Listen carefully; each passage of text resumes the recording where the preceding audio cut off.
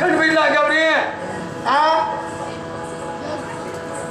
ಗೌರಿ ಓ ಗೌರಿ ಗೌರಿ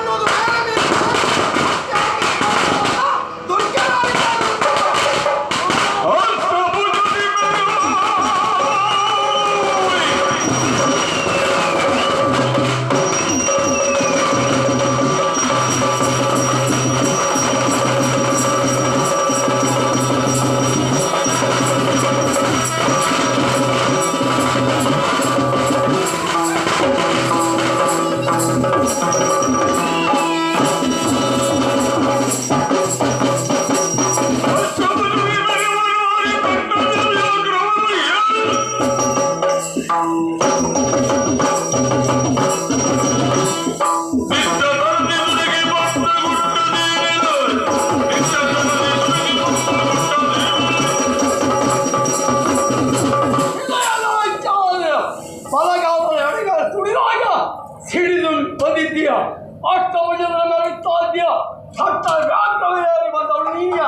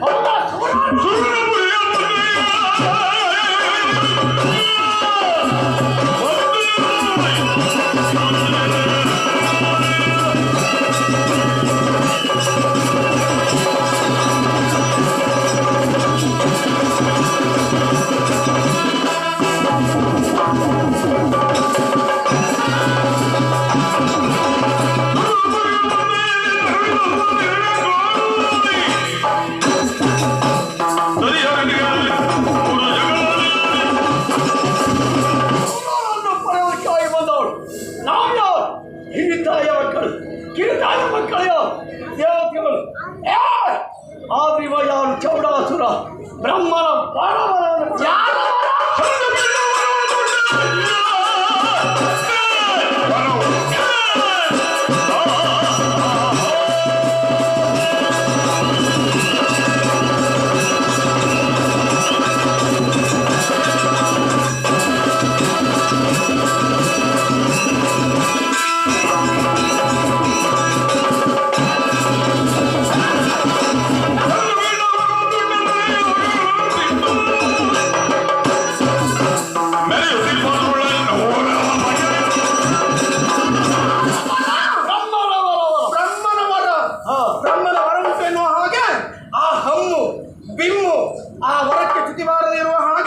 ನಿನ್ನನ್ನು ಕೊಲ್ಲುವುದಕ್ಕೆ ಬಂದಂತ ನಾಡಿದ್ದೇನೆ ಬಿಡ್ಕೋ.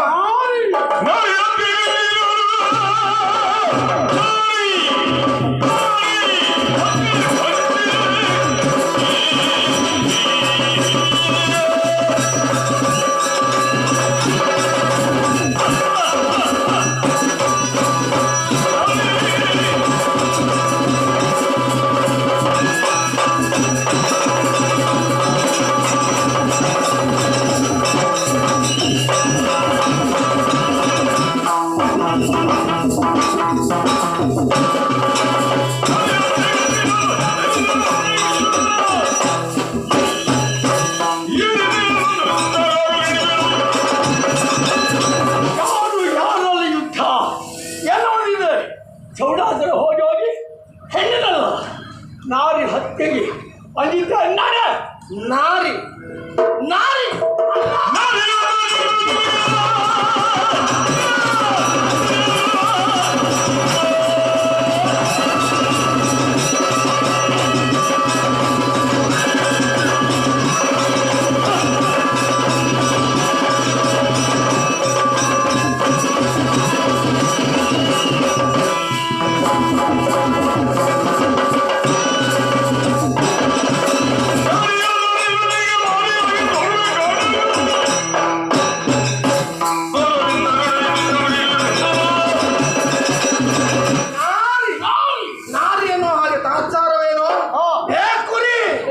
ನಿನ್ನ ಪಾಲಿಗೆ ಹೆಮ್ಮಾರಿಯಾಗಿ ಬಂದವಳು ನಾನಿದ್ದೇನೆ. ಹೆಮ್ಮಾರಿಯನ್ನು ನೋಡೋಣಪ್ಪ.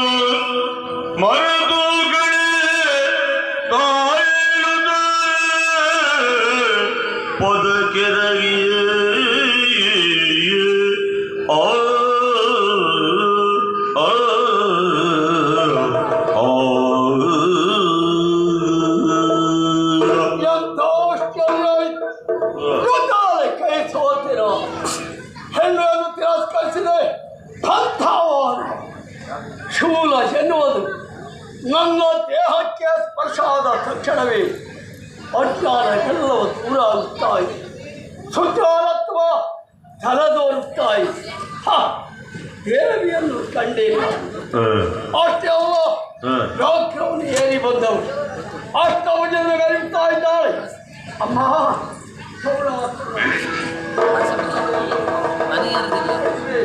ನನ್ನ ಸರ್ವ ಅಪರಾಧ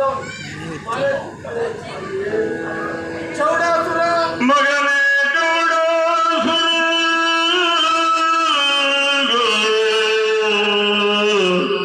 ಮಗನೇ ಚೌಡಾಸುರ ಮರುಗದಿರೋ ಎನ್ನ ಭಕ್ತರಲ್ಲಿ ಶ್ರೇಷ್ಠರುತ್ತಲೇ ಎನ್ನ ಭಕ್ತರಲ್ಲಿ ಶ್ರೇಷ್ಠರುತ್ತಲೇ ನಿನ್ನ ಸೂರ್ಯ ಚಂದ್ರರಿರುವನಗ ಅಜರಾಮರವಾಗಿ ಉಳಿವಂತೆ ಮಗನೇ ಚೂಡೋರ ಆ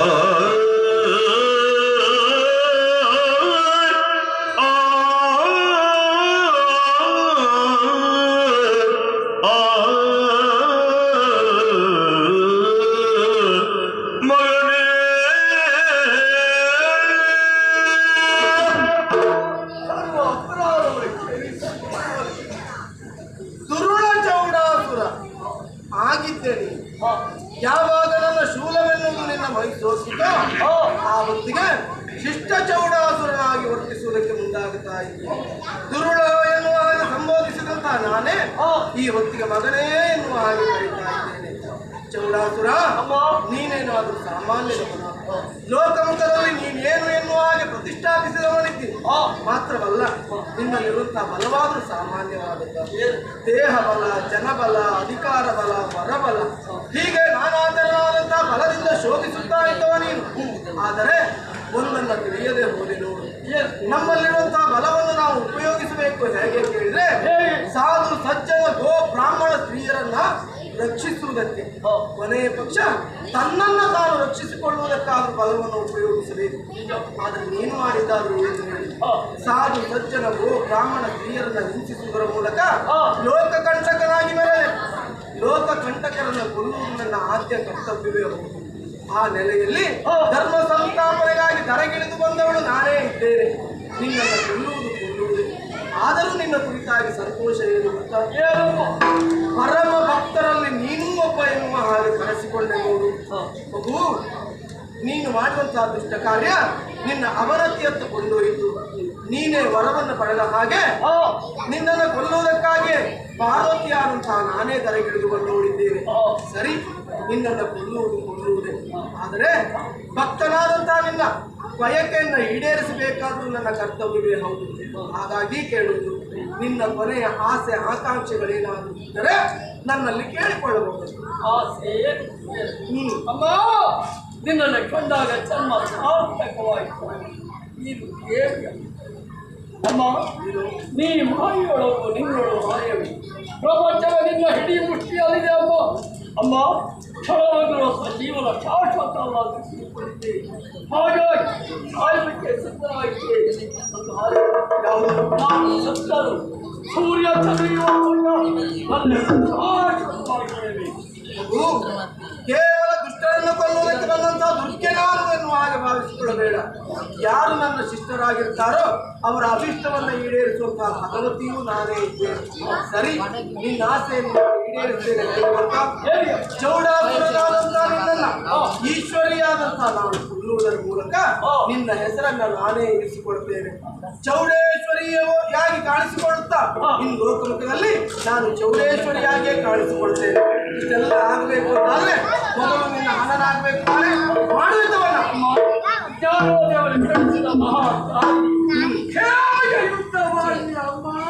ಮತ್ತೆ ತಾಮಸವನ್ನು ಅನುಗ್ರಹಿಸುತ್ತೇನೆ.